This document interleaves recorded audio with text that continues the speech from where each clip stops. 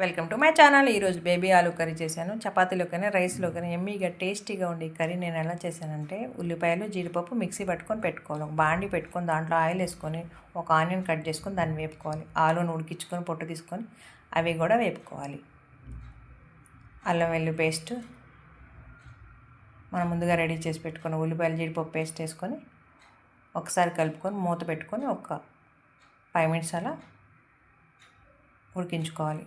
మూత తీసి పచ్చిమిర్చి, ఉప్పు, పసుపు, టమాటా ప్యూరీ, కారం, ధనియా పౌడర్ వేసి ఒకసారి కలుపుకొని వాటర్ తగినంత వేసుకొని ఉడికించుకోవాలి. మన గ్రేవీని బట్టి చూసుకొని వేసుకోవాలి వాటర్.